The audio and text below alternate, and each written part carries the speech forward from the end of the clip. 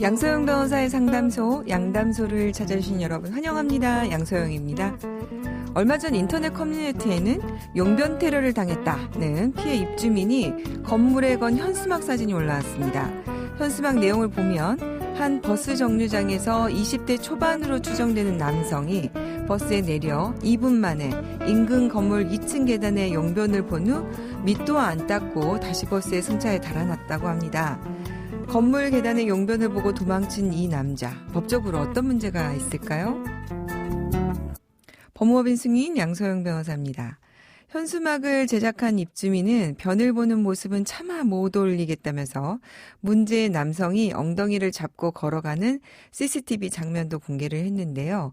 해당 입주민은 건물에는 엘리베이터가 없어서 입주자들이 계단으로 출입하는 구조라고 하면서 사람들이 많이 다니는 2층과 3층 사이 계단에서 이런 걸 발견해서 황당했다고 전했습니다. 건물 계단에 용변을 보고 도망친 이 남자, 법적으로는 어떤 처벌을 받을 수 있을까요? 네, 경범죄처벌법 제3조를 보면요. 사람이 모이거나 다니는 곳에서 함부로 침을 뱉거나 대소변을 보는 행위에 대해서 10만 원 이하의 벌금, 구류 또는 과료에 처하도록 하고 있습니다. 또 건물에 무단으로 침입해서 용변을 본 행위는요. 형법상 건조물 침입죄에 해당할 수 있을 것 같습니다. 그렇게 되면 형법 319조 제1항에 따라서 3년 이하의 징역 또는 500만 원 이하의 벌금을 물릴 수 있겠네요. 댓글 반응을 보니까요. 그래도 계단은 너무했다. 고의로 그랬을 가능성이 있다.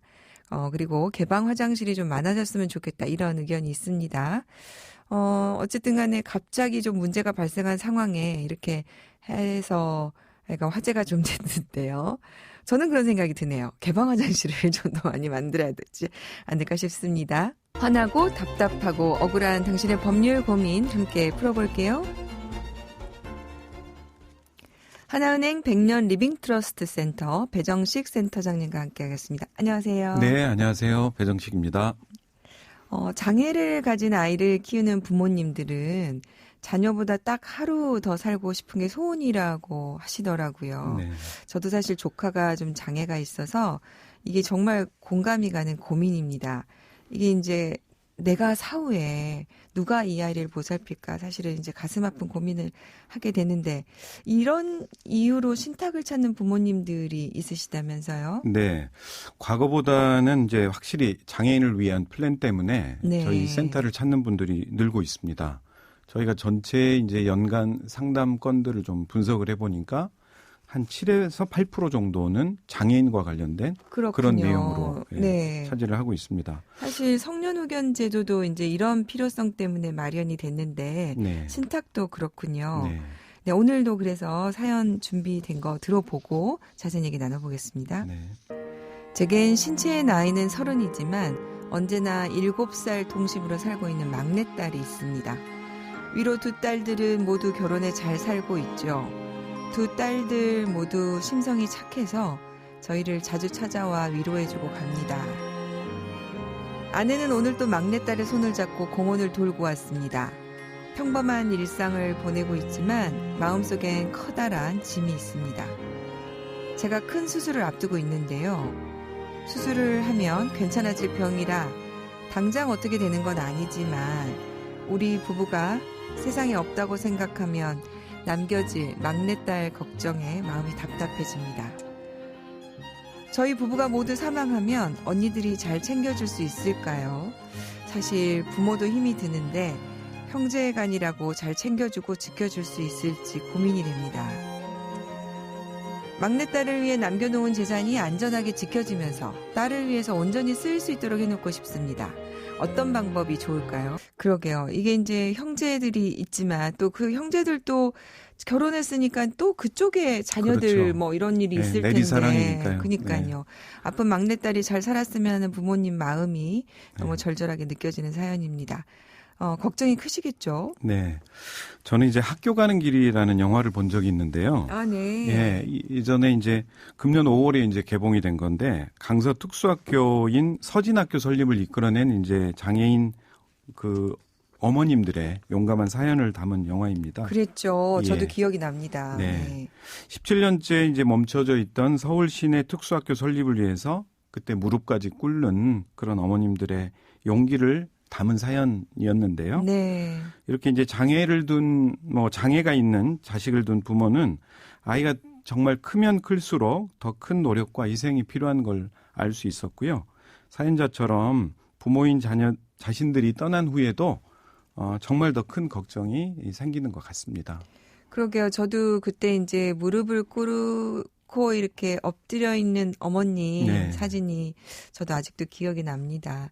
장애인 가족들이요. 금융에서 이렇게 할 수 있는 자산 관리 방법 좀 소개를 좀 해주시죠. 네, 일단은 장애인들을 위해서는 일단 세제 혜택이 있는 상품들을 이렇게 시스템을 공유를 합니다. 아, 그렇군요. 예. 첫 번째는 이제 신탁제도고요. 두 번째는 이제 연금보험 활용 방법입니다. 네. 장애인에게는 5억 정도의 재산을 증여를 한 뒤에 신탁을 하면 증여세가 면제되는 내용이 하나가 있고요. 아, 그렇습니까? 네네.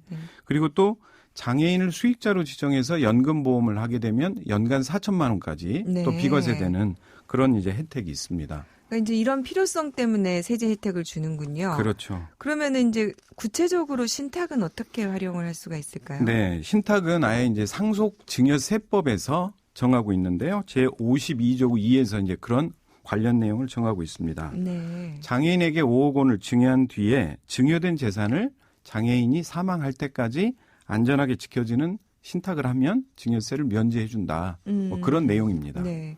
그러면 이제 그 계약의 주체는 부모님입니까? 증여를 받은 자녀가 신탁 계약을 해야 된다는 게 문제가 됩니다. 아, 그래요? 예. 근데 이제 신탁 계약을 하기 위해서는 계약의 행위 능력이 있어야 되지 않습니까? 네. 근데 이제 발달장애인 스스로 계약을 할 수 없다라는 그런 이제 한계가 있습니다. 그러면은 이제 부모님이 미성년 자녀가 아닌 경우에는 네. 별도로 이제 후견인이 되어서 신탁 계약을 하는 겁니까? 그렇죠. 이제 상담을 하러 오시면 저희가 후견인이 있어야만 합니다. 네. 법률 행위를 하시려면.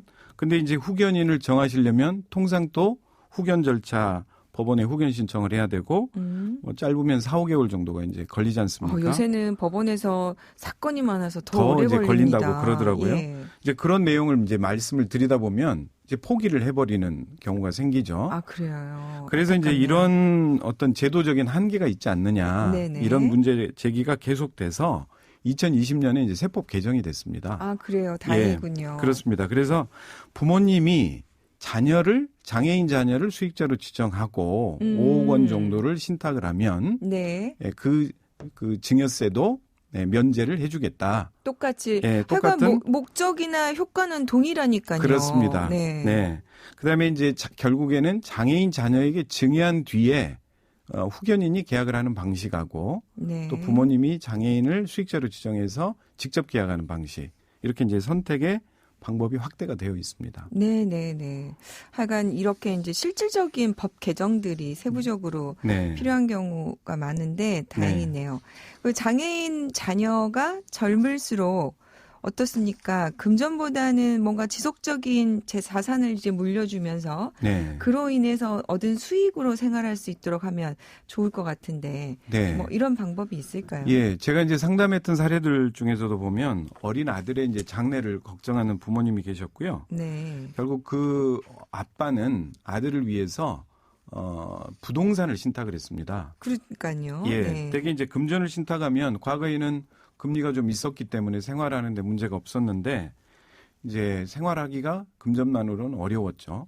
사실 요새 이제 금전의 가치가 점점 떨어지다 보니까요. 그렇습니다. 예. 자녀가 이제 나이가 조금 어느 정도 들어갔을 때 사실 뭐 지금의 예를 들어서 5억을 한다 하더라도 그때 가치가 5억 가치가 당연히 없을 테니까 그렇습니다. 부동산으로 신탁을 하는 것이 더 훨씬 나은 전략 같은데 좀 더 설명을 좀 해주시겠어요? 네. 어린 아들의 이제 장래를 걱정하는 그 부친의 사례가 있었습니다. 아, 네. 그분 같은 경우도 이제 금전을 신탁을 하게 되면 워낙 이제 저금리이기 때문에 그러니까요. 이자만으로는 생활하기가 이제 어려웠죠. 네. 그래서 이제 부친이 보유하고 있는 상가 중에서 일부를 장애인 신탁으로 활용을 한 겁니다. 그죠. 네. 그래서 이제 임대료가 아무래도 물가 상승률에 따라서 움직일 수 있기 때문에 자녀를 위해서 실질적인 생활비 지원이 될 수 있도록 그렇게 구상을 할 수 있을 것 같습니다.